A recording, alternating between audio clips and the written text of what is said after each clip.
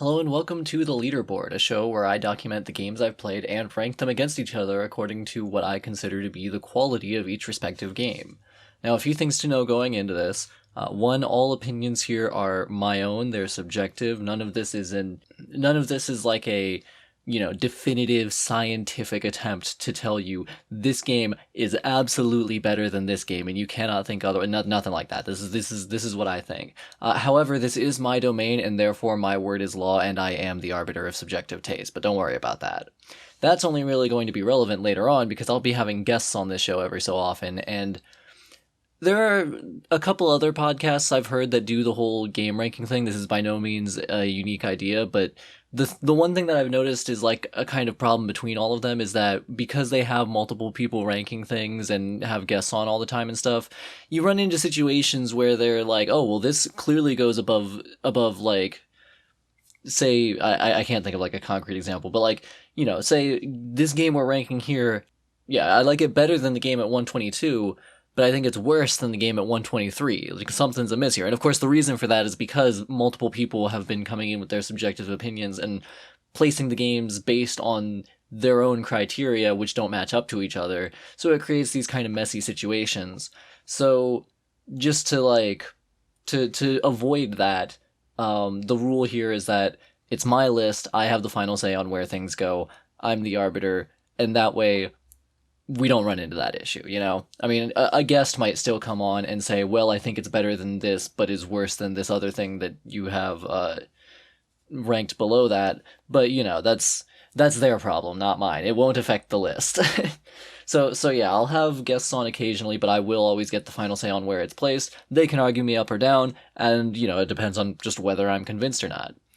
So that's the basic setup. And to start off, the list is looking pretty empty, so I'm going to do a little lightning round for the first episode where I get a few games in there as quickly as possible, I mean, not as quickly as possible because I still want it to, like, be of a reasonable length and, like, have interesting, bits and bobs and stuff to talk about, but, These are 4 games which are kind of getting ripped off because they're not each getting a full episode to themselves like a lot will eventually. I think probably the first couple episodes are going to be sort of lightning rounds like this just to fill out the list a little, We'll see. We'll see what happens. So first off, I'm going to be talking about the Sexy Brutale, which is a game that I think a lot of you out there probably won't have heard of. This game is kind of under the radar. The only reason that I'm even familiar with it is because Game Maker's Toolkit, the YouTuber Mark Brown, did like a game club thing in his Discord where like every so often there would be a game that would be assigned and everybody would play it and discuss it and whatnot, which I participated in for a short amount of time, and one of the games that was recommended happened to be the Sexy Brutale, and I was like, oh, what's this thing? Well, it's cheap and I might as well give it a look, right? Is it cheap, actually? Let me take a look at whether it's cheap. Real-time on-podcast research into whether or not the Sexy Brutale is cheap. Listen to the glorious sounds of my typing. Yeah, how much does the Sexy Brutale cost, Steam? $20. Yeah, that's reasonably cheap, especially for like for how like neat of a game I would say this is. There's your spoiler for what my opinion on this game is. I think it's neat. It's also about 6.5 hours long, so not the biggest thing, but I think it's like a nice little bite-sized, very like story focused and like puzzle oriented type of game. Like, it's not the type of game that you're going to be like, I mean, you'll probably revisit it a couple times if you're more thorough than I am, because it actually does have like, I'm pretty sure it has like some different like ways that you can do things and whatnot. I certainly didn't get all of the achievements. I've got 5 hidden achievements that are missing here, so presumably there's stuff I could have done in the game that I didn't and that I could do by revisiting it, but I'm a hack and a fraud, so I won't. So the idea of the Sexy Brutale is, I think you're a kind of ghost. It's been a while since I played this game, so I don't have a super strong memory of like every minute part of the plot setup, but I think that you're like a sort of ghost or it's either that you're like a ghost or you have the ability to like render yourself invisible, because a large chunk of this game is like centered around hiding in a room where a conversation is happening and hearing it go on, but not like physically hiding behind an object. Like, it's just kind of being in the room where people are, like, unable to perceive you. And I'm pretty sure it's through some sort of, like, magic ghost thing. That's not the main point of the plot. The main point of the plot is that you have a magical pocket watch, which you can use on clocks to reset time to a particular spot and keep looping back through it to try to figure stuff out and do things. And your goal is, in each chapter, somebody gets murdered, and you have to stop that murder from happening in each chapter. So you get like a Groundhog's Day kind of a deal, kind of a Majora's Mask sort of vibe, but over a shorter time frame, and with the goal of, like, a very specific goal each time of stop this person from being murdered somehow.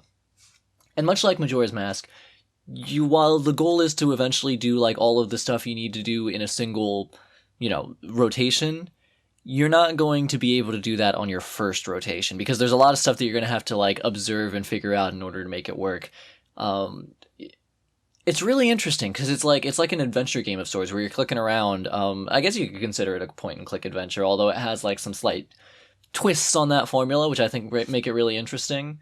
And yeah, you're collecting different objects that you can use in different ways to change fate, to change what happens. It's really quite a fascinating game, and it also has a really interesting visual aesthetic, I would say. Like, I have my list here kind of separated into, like, star categories, like, based on, like, number of stars. Like, I got, like, 5 stars fantastic, 4 stars pretty fucking good, 3 stars neat, 2 stars not great, and 1 star bad. I think I might have misplaced Sexy Brutale, because I just went ahead and put it in the star category that I thought, like, fit it based on my, like, dim recollection of the game, and just tossed it into the 3 star because, like, there's nothing else in the list yet, so why not? But thinking about the game now and, like, thinking about, like, kind of what you do in it and how it works, I'm thinking this might be a 4-star game. I think I might have to, like, change the list slightly to reflect that, because it's actually a really, really cool game. Like, I like it quite a bit. Funnily enough, I remember almost nothing about the actual plot or, like, characters, which would seem to be a problem for a point-and-click adventure, but this is one of the few point-and-click adventures where I feel like the puzzle solving is actually really fantastic and could easily carry the game on its own. Where I think it kind of did, since obviously I don't remember almost any of the story, but I like the game based on my recollection of, like, what its puzzle-solving mechanics are, It is a much more interesting and unique game than a lot of, like, point-and-click adventures bother to be, because most of them are just like, yeah, we do inventory puzzles like every other point-and-click adventure, and like every other point-and-click adventure, they're completely nonsensical or completely obvious, one of the two, depending on what school of point-and-click adventure logic you're subscribing to. This one really puts in the effort to say, no, we're going to have a unique approach to puzzle solving in this game, and it's going to like make sense, but also be something that is non-obvious because of the fact that, like, that you have this interesting mechanic to work with and have this, like, this ability to test things out and then go back and try again without major without major consequences, right? So each solution to save a person from being murdered becomes like this intricate Rube Goldberg machine where you have to make sure that specific things are done at specific times throughout the day, and the only way to do this is through trial and error. But it's fine that it's trial and error because you don't die when you lose. You just loop back to the beginning of your little time cycle, right? And over the course of the game, you're gradually moving forward in the timeline where each time you save someone from being murdered, that chunk of the timeline is now locked in and you go and start looping the next section. So it's got this really neat, like, progression to it where you're doing all of these like crazy devices that do still make a certain degree of sense when you, like, think about them and when you try them over and over and figure out how they work. You're doing all of that in each chunk of the day. And then each time you do one of those, you get closer and closer to what you can see is the end of the timeline. Like it's a good way that the game sort of has to let you know how far in it you are. It's honestly, I would definitely recommend this game. This game is really fucking cool. Like it's unique, it's imaginative. Like I mentioned before, it's got this really great art style where it's like, how would I describe it? It's this sort of like painterly, like it's kind of like if Beautiful Joe was like European, if that makes any sense. Like it's got this like slash Wonderful 101. Like it's got this big-headed type of style, but with a more European flair as opposed to Japanese, where it's like a bit more cartoony and kind of like cartoony in the Western cartoon sense, not cartoony in the Eastern like anime sense, mind you. Like I'm aware that anime is also cartoons, but there is a noticeable stylistic difference between Western and Eastern cartoons, and this is more of a Western style aesthetic. Things are very exaggerated. Interestingly, there doesn't really seem to be any like cell shading going on, which you know you would kind of expect there to be with this kind of style. But I think the more realistic lighting works for it. Yeah, it's a really unique game. The setting has like kind of a steampunky kind of feel to it, which fits well with like the magic pocket watch and all that, and of course like just the murder mystery aspect. I would definitely recommend checking out this game because it's not expensive, and it's honestly really cool.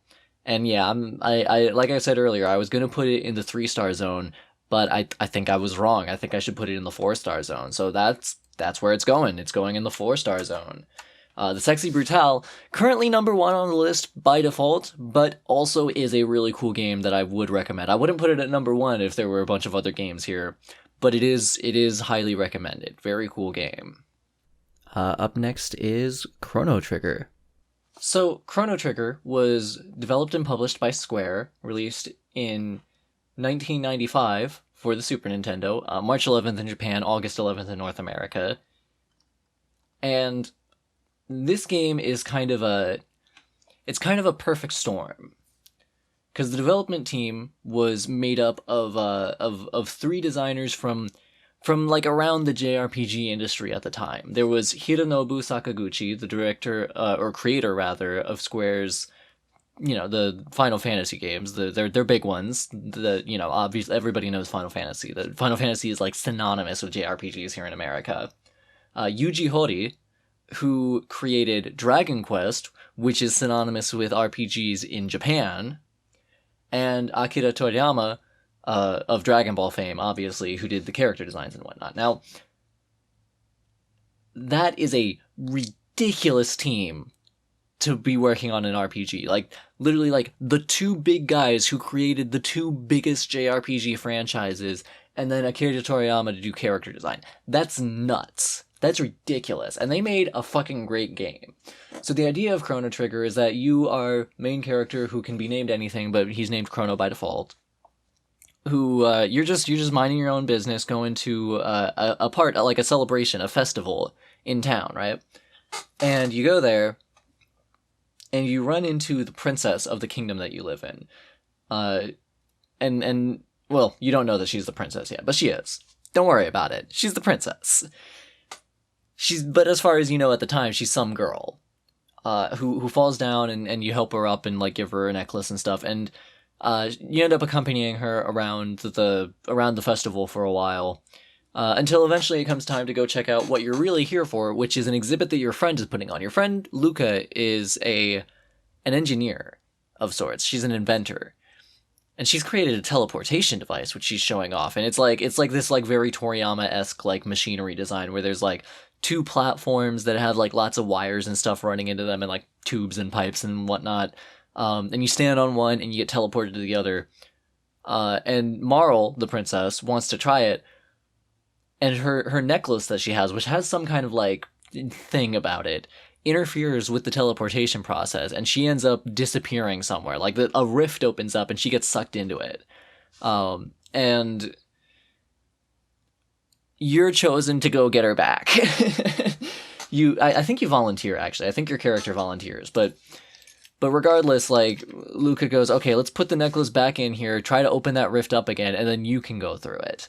And you do, and where it takes you is hundreds of years in the past. And that is like the inciting incident for a bunch of shit that ends up happening, where you go on an adventure through time, and you eventually find out that in the future, shortly after the present timeline that you start the game out in, a monster from space lands in a meteor called Lavos and destroys the world. So now your goal is to journey throughout time through different eras. You eventually get a spaceship from the future that's like a time machine that you can move back and forth at will instead of having to like use accidental rifts. But you go back and forth through time, assembling a team to fight and kill Lavos, and it's awesome. You get a robot, you get a frog who is also a knight, you get a cave woman who is very hot. Like it's really cool. You're going all over time and space. There's like cool stuff done with the time travel stuff where like, because the robot is, not like subject to aging, you find like a place where, there's supposed to be like a forest here, but it got all fucked up. So we'll leave the robot here to like tend this and cause the forest to be. And then you go into the future and the forest is there and the robot is just like hanging out, like kind of powered down in the forest, and you wake him up and he's like, there you guys are. It's been hundreds of years for me, but you just, and it's great. The game's so cool. And there's lots of other stuff that it does with its story and like with its writing that's very interesting that I kind of don't want to get into too much, just because it's kind of spoilery, it's kind of, it's more worthwhile to experience it yourself. But yeah, basically you eventually hit a point where you can go and fight Lavos at any time. Like you find like a place that's sort of outside of time and space, from which you can like enter the time stream at different points. And one of those points is when Lavos arrives and you can fight him. Now don't do that because you're not strong enough yet. What you need to do is go and do a bunch of optional side quests that will, one, give you time to like grind up to higher strength and et cetera, but two, will also fix things around the world and cause events to happen which will be advantageous to you and which will give you tools and allies that you can use to fight against Lavos. It's so cool. This game is awesome.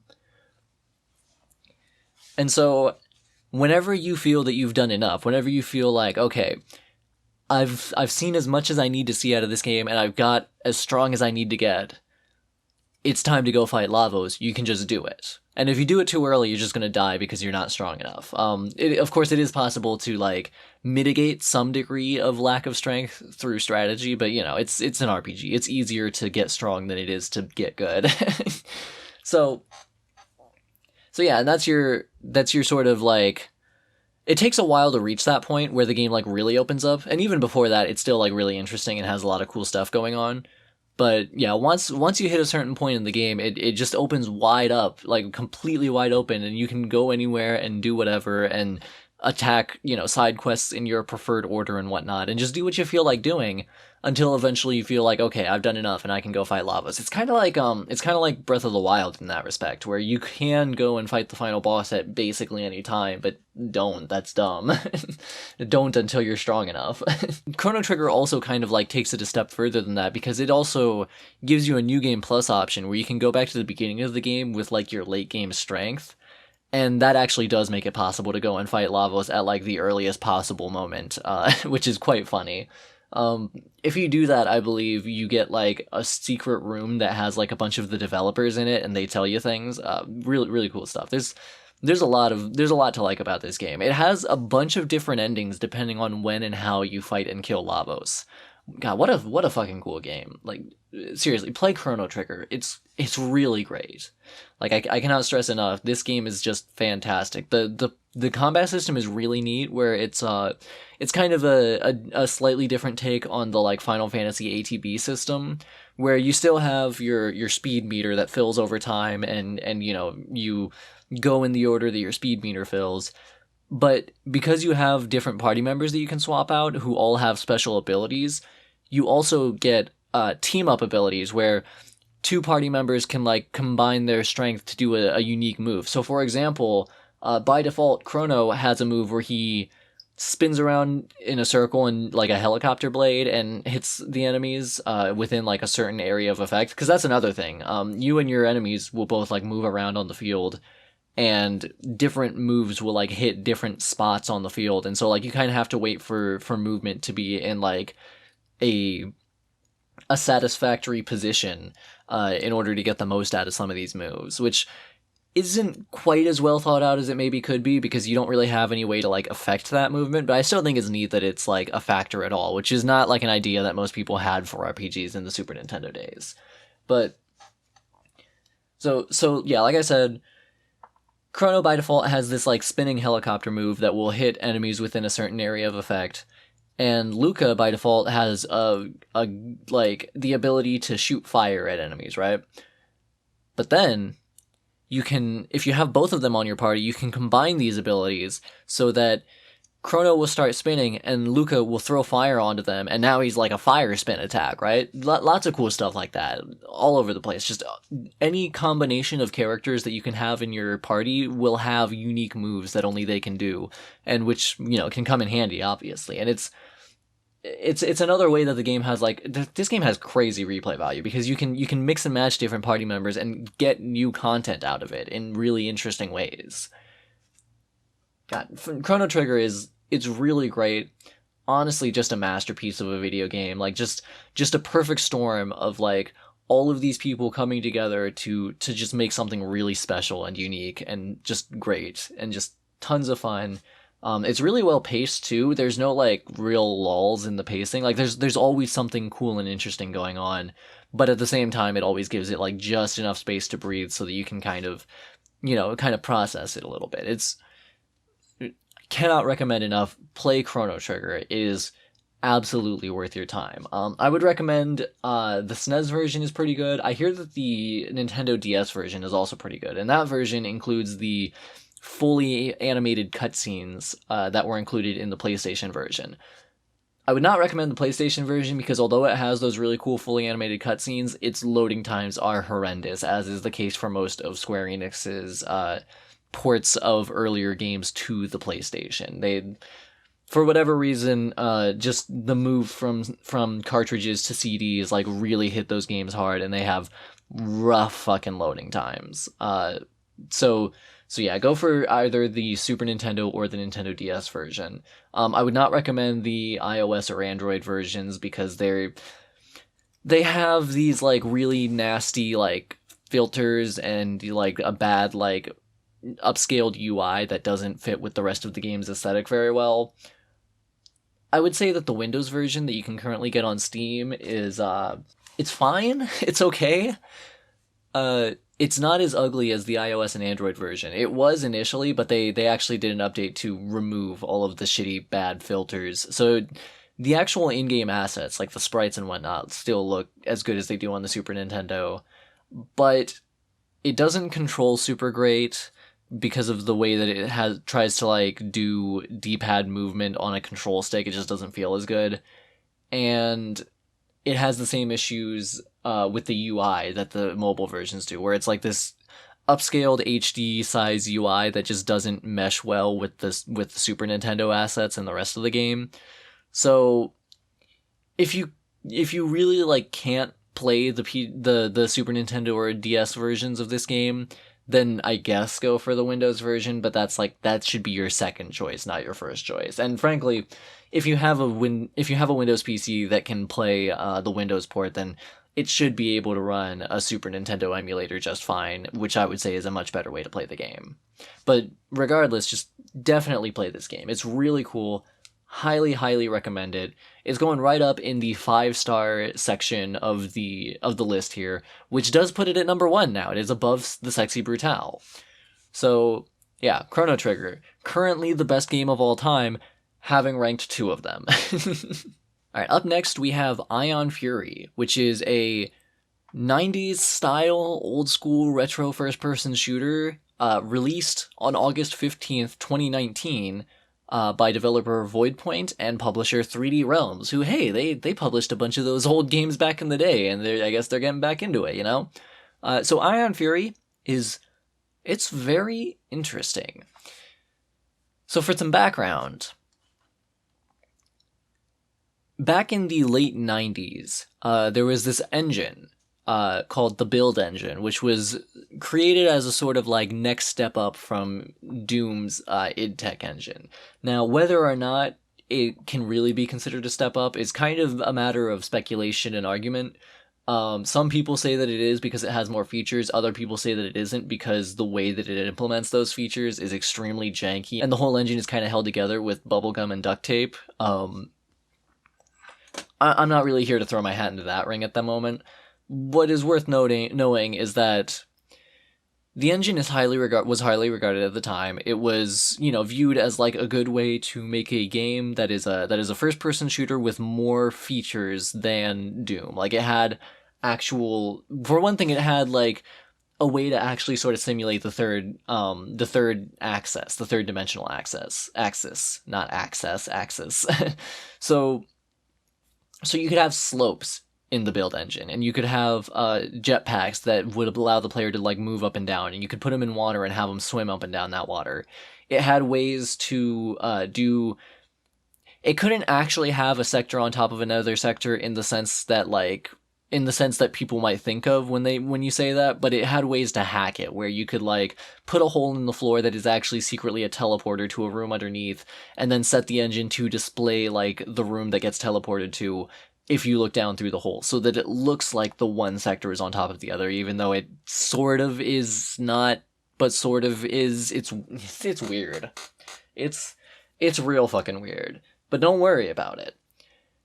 Basically, it was a way to have games that fundamentally play sort of like Doom, but they've got like jumping, and they've got a bit more going on in 3D, and they've got, a handful of other features that you couldn't quite do in Doom, because Doom is a very specialized engine that's designed to do a small handful of things really well, whereas Build Engine is designed to do a larger handful of things, maybe not quite as well, right?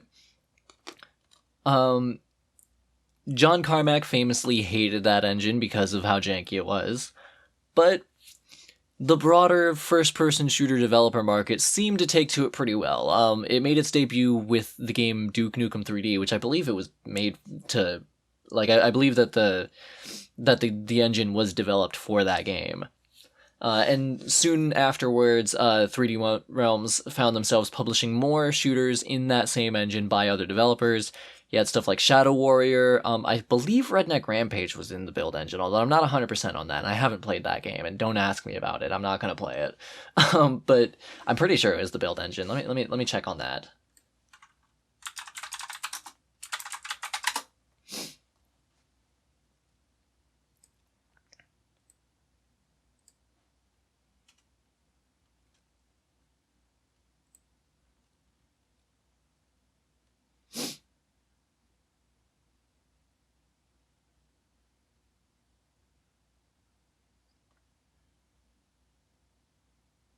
Yeah, okay. What Redneck Rampage was indeed in the Build Engine. Blood came out in the Build Engine. This engine was important in the history of first-person shooters, right? But it fell out of style because, more advanced 3D engines started getting made, ones that are like actual true 3D instead of like the weird sort of like faking it 2.5D stuff that like Doom and Duke 3D and whatnot did. So, the Build Engine fell out of favor, but there are a lot of people who will steadfastly tell you the Build Engine was the peak of first-person shooters. Not really a view that I personally subscribe to. The only Build Engine game from the era that I really like is Blood, and I think that I like Blood so much in spite of its like Build Engine DNA rather than because of it, because Duke Nukem 3D I don't really care for. Shadow Warrior I definitely don't care for. Redneck Rampage I will not play. Do not ask me to. But regardless, lots of people do really like the Build Engine and do view it as like the peak of first-person shooters and really miss the type of design that went into a lot of games from that period. And in the interest of this, we've started seeing a resurgence of old-school boomer shooters, as some call them. One of the most interesting of which being Ion Fury. Now, a lot of these old school shooters, they just kind of take the style of the Build Engine games and of the like early Quake Engine games and of whatever other games they happen to be inspired by, and kind of, remake something that's sort of like that in a more modern engine.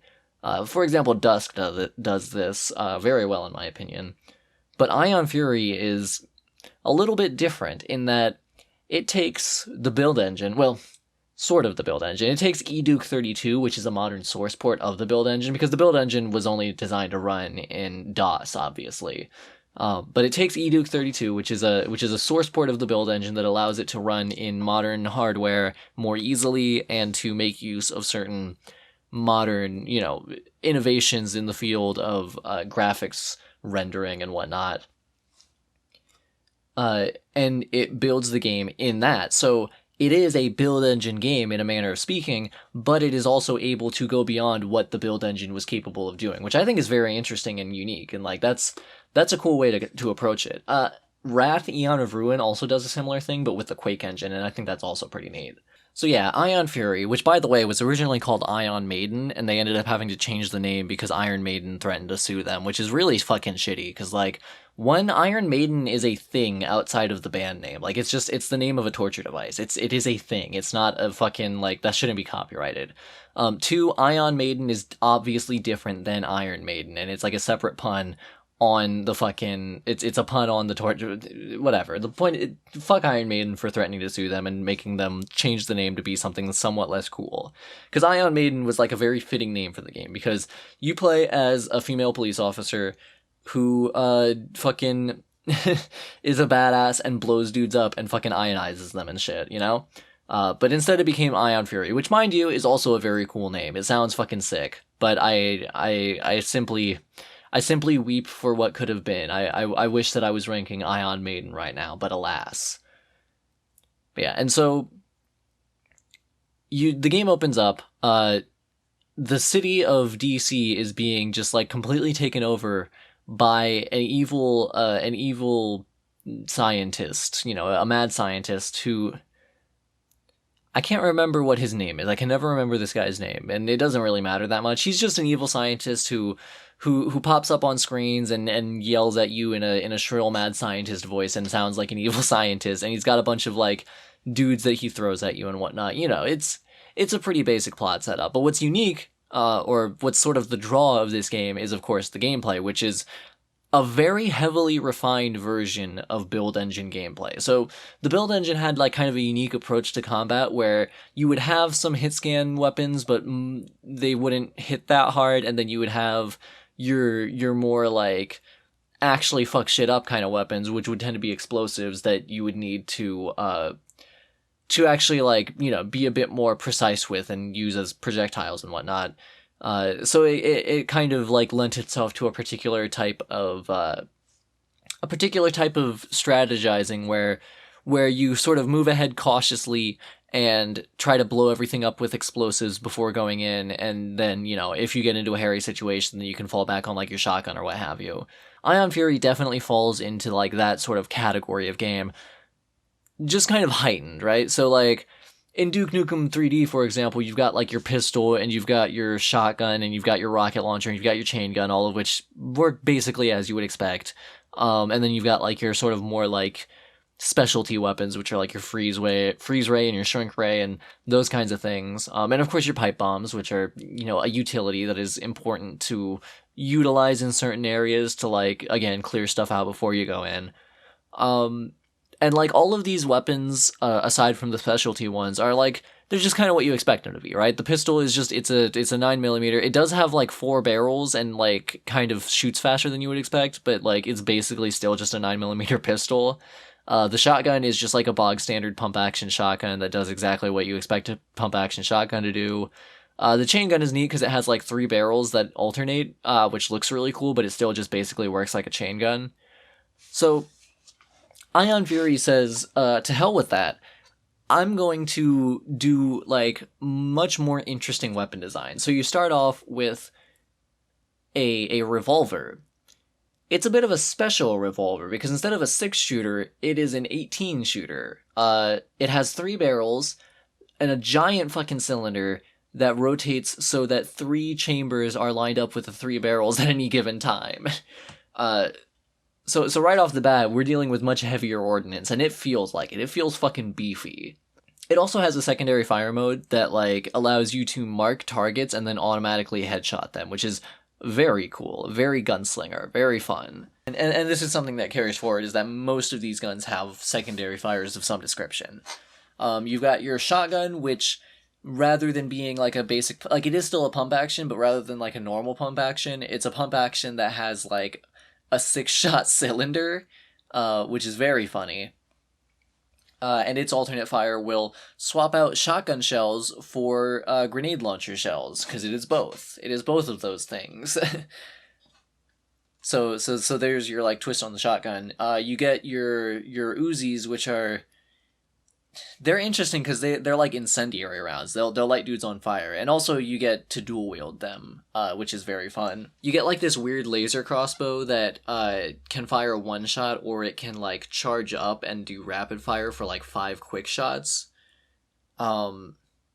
Wait, no, it's more complicated than that. It's like you can fire one shot. You can charge up a little bit and do a few shots that like fan out to like get like a little spread and hit people more easily. Or you can charge up for a really long time and just expend the entire rest of your ammo rapid fire to just like melt things. This gun is nuts. You get the bowling bombs, which are your version of pipe bombs. Instead of just being something that you just like toss and it works, they roll all over the place, and you can either do like the normal fire to just throw them and they roll, and when the fuse runs out they blow up, or you can charge them up to maximum. Charging up to less than maximum will just change how far they'll be thrown, but if you charge them up to maximum, then they'll start homing in on enemies when they land and will like actively roll into them. Again, all these weapons are fucking crazy and ridiculous. And they're all a lot of fun to use. They all look gorgeous because this game is done with sprite art, but it's like really high-res sprite art that's meant to be displayed on a modern resolution screen. So it looks a lot more pristine and a lot less pixelated than a lot of the old pixel art of, your Duke Nukems and whatnot, which also uses sprite art for their view models and whatnot. Really, the only place that this game shows like its engine's age is sort of in the architecture of the environments, and even then, they do some amazing things with this engine. Cause like the thing with the build engine is you could do a lot of stuff with it, but you had to be careful about how many sectors you were using because it would like freak out if you used too many. The folks who made this game just kind of decided, hey, you know what? Let's get into the bowels of this engine and kind of fix those problems so that we can do as much as we want to with this engine. And as a result, you get some absolutely insane, ridiculous shit where, like, there is so much detail to the environments. There's so much, like, geometric detail for what is still basically a 2.5D engine, but, like, you would not know looking at it because the degree of articulation in its level geometry is absurd. And, like, they can also do really crazy shit with, like, there's a boss fight that is, it's a giant ship that you're fighting, which is actually modeled in 3D, like, out of the level geometry, and they just did some, like, fucking techno wizardry to make it so that, yeah, we can have a 3D modeled chunk of level geometry just move around as a boss fight. I don't understand. I will never understand. Don't try to explain it to me. I will not understand. It is insane. They do all kinds of crazy shit with secrets where, like, right in the first level, there's, like, a really hard one where you have to, like, hit a button with proper timing when, like, it's like an arcade machine in a cafe at the beginning of the level or, like, a bar or whatever. And, like, you press a button, and like, a bar starts moving across, like, this field that has an arrow pointed at the center of it. And you're supposed to, like, hit the button again when the bar is lined up with the arrow to get the fucking secret to open up, which, it's hard to do. I think I did it once, maybe, but I'm not sure if I actually did it or if, like, something fucked up, because it's hard. And there's also a much harder one later on that I don't know if anyone can actually do, because you have to play a piano in time. Like, you have to, like, there's a metronome that you have to play the piano in time with the metronome to get it to work. It's fucking crazy. It's insane. That stuff, like, how did they even make that in the build engine? How is that a thing? but it's cool, right? Like I mean, it's dumb, but it's cool. So, yeah, Ion Fury is... It does have some of the issues that come with a lot of the old build engine games. There are a lot of hit scan enemies who will just absolutely destroy your health before you really get a chance to get at them if you're not like extremely careful. And there are certain parts that can be kind of frustrating because of like that and a few other like quirks to how like enemies work and whatnot. If you don't like build engine games, I don't think that this is going to be the one to win you over.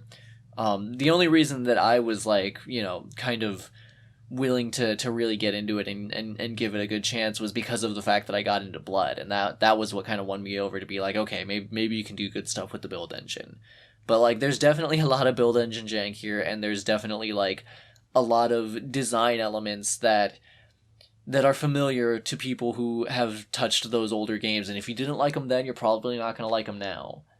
But there's a lot to like here as well. There's like I said, they've got like really crazy great weapons. I mean, the minigun you get by killing the first boss, which is a giant war mech, and you just rip off one of its guns and carry it with you, and that's your minigun. Fucking awesome. Like there's and as I mentioned, like the just the degree of like absurdity in these level designs where they're so varied and there's so much going on in each one. Like I can't not respect it, It is ridiculous and great. And I think that it does refine the build engine formula in some pretty good ways where one, it kind of gives you some like more crutch-like weapons to lean on in certain cases. Like the fact that bowling bombs can be made homing in this game as opposed to every other build engine game where you just have to get good at aiming a lobbed like explosive in a fake 3D environment, that's absurd. How could you ask that of people? In this, they go, okay, you can make it home in on enemies if you want, which I think is a very welcome sort of compromise, as well as like a few other sort of changes to like the formula. There's a lot that's really good here, and I think that if you have ever enjoyed a build engine shooter, you'll probably enjoy this one. But again, it's probably not going to win you over if you just don't like build engine games. So with all that said, I think that I would put Ion Fury in the 4-star category here. It's pretty fucking good, and you know what? I would even say that I like it a little bit better than the Sexy Brutale. And I say this, having really enjoyed the Sexy Brutale and thinking that it's a really great, unique, fresh take on the sort of point-and-click adventure puzzle genre. I think that Ion Fury is just like, it's got that sort of balls-to-the-wall attitude that's just like, it really gets me in there, and it's something that I really like, And even though the Sexy Brutale is great, I think I'm going to have to put Ion Fury a little bit above it. It also has a little bit more replay value because it's, it is endlessly replayable combat sections as opposed to, like, puzzles that you just have to figure out, But regardless, I would still definitely recommend both games. So, coming in at number 2 currently on the list, Ion Fury, right above the Sexy Brutale, right below Chrono Trigger. We're starting this list off strong with some good games. No bad games on it yet, in my opinion. That will change. We'll get there. But for right now, good games only. And I think that's going to be the end for this episode. I was originally going to do 4 games on this episode, but I ended up running longer than I expected to on some of them. So yeah, this is going to be a 3-game episode. I think on the next episode, I'm going to do another 3 games, and then after that, I'll start doing 1 game per episode. And episodes might get a little bit shorter. They might be longer in places, depending on how much there is to say about the game. I'll eventually start getting, guests on to talk about games that they're, familiar with. So look forward to that. But this is going to be the broad format of I talk about games that I've played, I put them on the list. You can check out the list at a link which will be put in the description. You can see the full list, as well as the list of games that I plan to rank but have not ranked. Now, the list of games that I plan to rank but have not ranked is currently like games that I have played and finished, or have played enough of to consider it finished, even if it's not technically finished, right? Like games that I've played enough of to like know what I'm talking about with them, sort of. So I'm not exactly taking requests for games to rank, but like if there's a game that you think I should check out, then like feel free to make recommendations. But I make no promises because my backlog is massive. I will also be linking to my backlog in the description, which is a website where I keep track of my backlog.